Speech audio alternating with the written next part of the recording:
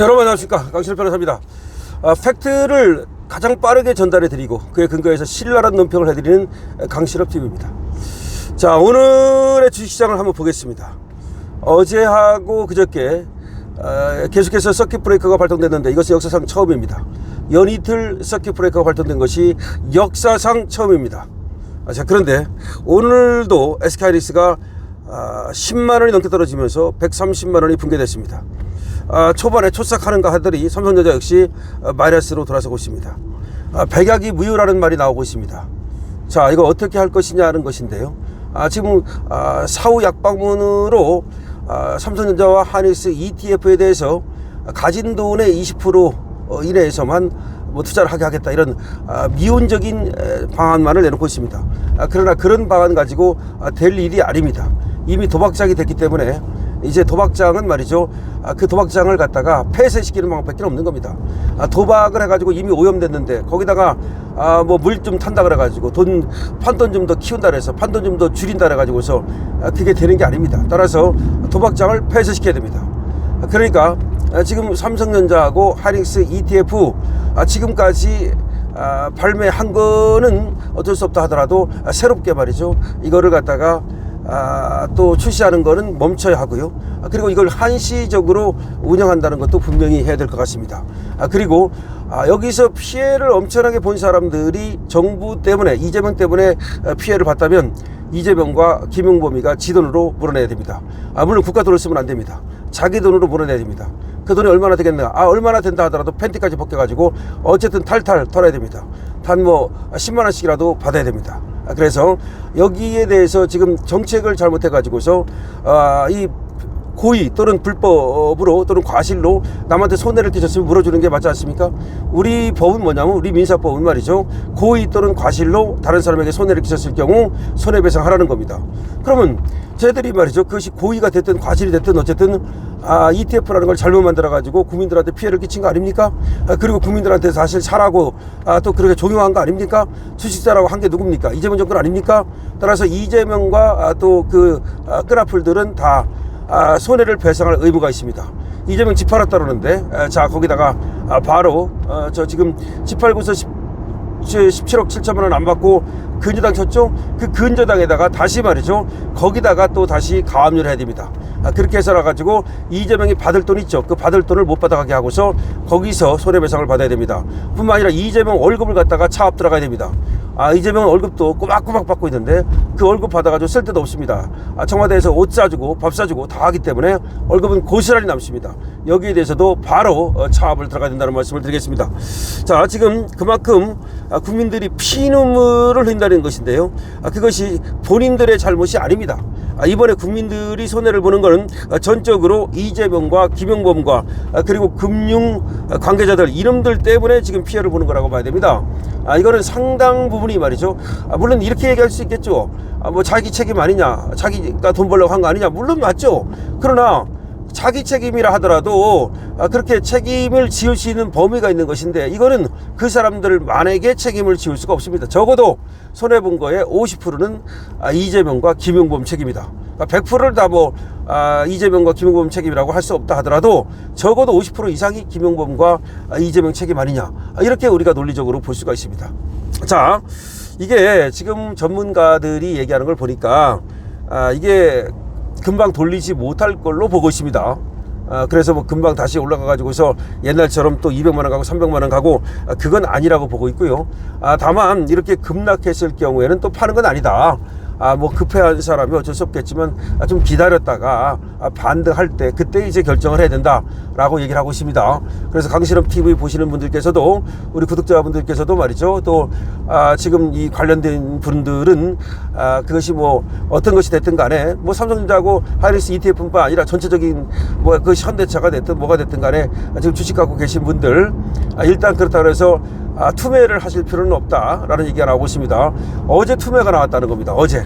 그러니까 개인들이 계속해서 사다가 어제 개인들이 투매를 했다는 건데 모르겠습니다. 물론 급한 돈 같으면은 뭐 미치고라도 팔아가지고서 빼는 것이 맞겠죠. 그렇지만 그것이 아니라고 한다면 조금 숨을 돌릴 필요가 있다라고 전문가들이 얘기를 하고 있습니다.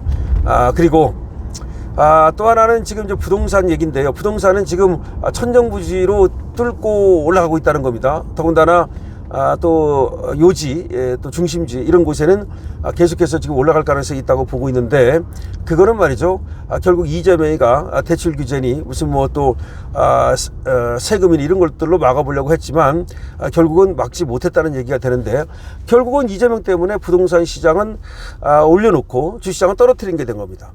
이재명은 거꾸로 말이죠. 부동산 시장은 잡고 주시장은 올리려고 했던 거 아닙니까, 이재명이가. 그런데 일시적으로 그게 성공하는 듯 했지만 결과적으로 그게 실패하면서 오히려 부동산 시장은 용수철처럼 튀어오르고 주시장은 아주 나락가는 이런 일이 벌어진 거죠. 그러니까 이재명의 정책 실패인 거죠. 그런데 이걸 갖다가 우리가 이제 생각해 보면은 아무리 정말 빠가 대가리라 하더라도 그렇게 그걸 막는다고, 대출 막는다고 될 게 아니라는 걸 모르나요? 일시적으로 잠깐 된다 하더라도 그게 안 된다는 걸 알아야 하고, 그 다음에 무슨 뭐 집을 갖고 있는 사람을 갖다 악마화 시켜가지고서 집을 팔게 만들면, 그러면 전세는 누가 줍니까? 월세는 누가 줍니까? 집이 두 채 있어요. 한 채는 내가 살고 한 채는 월세 주고 한 채는 전세 줄 거 아닙니까? 그러니까 월세하고 전세를 갖다 씨가 마르게 만들어 버린 거야. 그리고 어떤 얘기가 나오냐면, 문재인은 서울에 집 사는 거를 불가능하게 만들었는데, 문재인 때 서울의 집값이 2배, 3배 오른 거 아닙니까? 그 전에 안 올랐어요, 그렇게. 박근혜 때하고 이명박 때는 집값이 떨어졌어요. 서울까지 집값이 오히려. 그러니까 이제 문재인이가 2배, 3배, 4배 올렸단 말이야. 그래서 서울에 집 사는 걸 불가능하게 만든 건 문재인인데, 그런데 이재명은 서울에 사는 것 자체를 불가능하게 만들었다. 그전에는 서울에 집이 없어도 서울에 전세 얻어가지고 서울에 월세 얻어가지고 서울에 사는 건 가능했는데, 이제는 서울에 사는 게 불가능해졌다. 이런 얘기야. 그러니까 이 이재명이라는 자는 문재인보다 한술 더 떴다는 거지. 응? 맞잖아요. 실제로 맞잖아, 그게. 그 다음에 그전 사람들은 그래도 주식에까지 그렇게 손대가지고 그렇게 엉망으로 만들어 놓지는 않았거든요. 근데 이재명은 주식에 손을 대가지고 주식판을 갖다 도어판을 만들어 놨다. 그러니까 이거 이재명이라는 사람이 호텔 경작 얘기할 때부터 굉장히 불안했는데, 결과적으로는 그 우려가 그대로 현실화됐다. 그러지 않아도 제가 말이죠, 이재명이 호텔 경작 얘기할 때 굉장히 뜨악했어요. 그래서 강신업TV 보신 분들은 제가 그거에 대해서 강력한 비판을 했던 걸 여러분 기억하실 겁니다. 그건 말도 안 되는 얘기라고. 어떻게 그런 생각을 갖고서 말이죠, 경제 뭐 사령탑에, 지가 뭐 경제 사령탑 역할을 하는 거 아니야. 그럼 경제를 모르면 차라리 전두환처럼 말이죠, 경제 전문가한테 맡겨가지고 경제 전문가 얘기를 좀 잘 듣고 그러면 되는데, 이게 아무것도 모르는 게 지가 뭘 안다고 생각하는 거야. 이재명을 가만히 보니까 이게 지가 조선 천지를 다 알아. 만개 신라하는 스타일이야. 아주 나쁜 스타일이에요. 그러니까 아는 것도 없으면서 모든 것이 아는 것처럼 거기 꼽사리 껴가지고서 전문가들을 다구리치고 말이야. 사실은 장관들이라든지 또 그 차관들이라든지 이런 사람들 중에서 전문가들이 많거든요. 그 사람들은 그 부분의 전문가들이잖아요. 그러면 그 사람들의 얘기를 갖다가 소중히 하고 자기가 거기서 배우고 자기가 같이 논의하고 그러면서 합리적으로 이렇게 도식을 산출해야 되는데, 이 권력으로 찍어 누르더라고, 가만히 보니까. 그리고 지가 안다고 생각을 하더라고. 아니, 이재명이 알면 뭘 알겠습니까? 제가 다시 한번 말씀드리는데, 이재명이 그거 제대로 교육을 받기로 했습니까? 뭐 했습니까? 그냥 고시 그거 달달달 애워가지고서 어디 거기에는 적성이 맞았던 거야. 그래가지고 그거 붙은 것 뿐이 아무것도 아니라니까요, 정말로.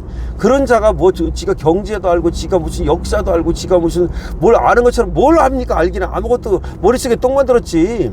그런데 자기가 아는 게 없으면은, 아는 게 없어도 괜찮아요. 대통령이라 해서 다 알아야 된다는 게 아니야. 전문가를 이용하면 되는 거야. 그게 전두환 아닙니까? 다 그렇게 정치를 하는 거예요. 모든 걸 어떻게 알 수 있습니까? 근데 내가 모른다는 걸 솔직히 인정을 하고 들어가야 돼. 근데 알지도 못하면서 안다고 착각하는 순간 그렇게 위험한 건데, 바로 이게 부동산 시장이라든가 주시장에 대해서, 경제에 대해서 경제도 모르는 게 정말 아는 척하다가 이렇게 사고를 낸 겁니다. 따라서 이거는 이재명과 이제 김용범의 책임인데, 어쨌든 이재명 정권이 이걸로 흔들릴 겁니다. 이재명 정권 망했다. 한마디로 부동산 때문에 망했고 주시장 때문에 망했다. 이재명 이제 지지율 여론조사 나오면 아마 40% 밑으로 떨어질 겁니다. 당연합니다. 그러면서 이재명은 이제 한마디로 끝났다. 탄핵당하든지 아니면 재판 받아가지고 쫓겨나든지 둘 중에 하나입니다. 이제 시기만 남았다라는 것이 강신업TV의 진단입니다. 여러분들께서도 말이죠, 이재명 저 얼마 못 갑니다. 그리고 많이 가면 안 됩니다. 큰일 납니다. 여러분께서 어떻게 생각하십니까? 강신업TV에 여러분들의 댓글이 많이 필요합니다. 강신업TV는 팩트를 신속하게 전달하고 그에 근거해서 신랄한 논평을 해드립니다. 강신업TV입니다.